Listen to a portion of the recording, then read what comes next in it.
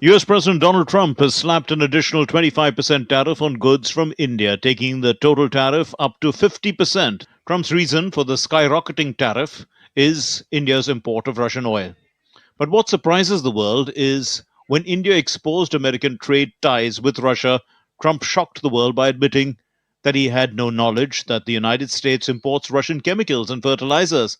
India says that the US imports Russian uranium, chemicals, fertilizers, while criticizing their energy imports. Your response to that, sir? I don't know anything about it. I'd have to check, but we'll get back to you on that.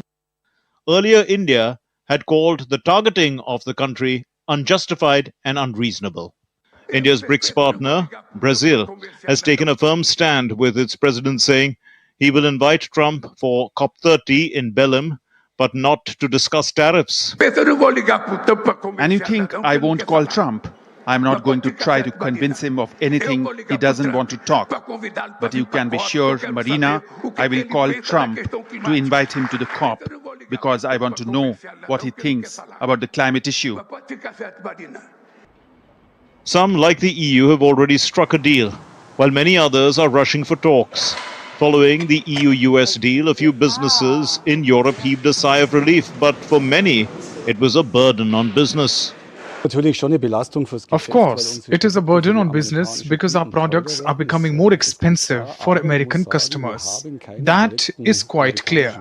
But it must be said that we have no direct American competition in our sectors. This means that American customers have to buy from outside the US anyway. To make matters worse, Trump threatened to impose a staggering 35% tariff if the EU fails to meet investment promises agreed to it in the 27th of July deal. The EU has pledged to purchase $700 billion of US energy and make new investments worth $600 billion by 2028.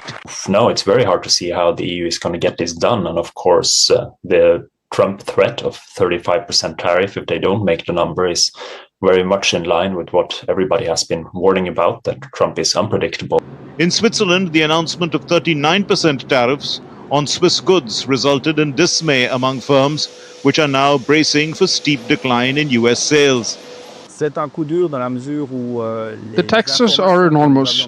Brewery is a niche product that's already very expensive to begin with, and unfortunately, people who can still afford brewery in the United States will pay more for it. So, I think it's to the detriment of the American people.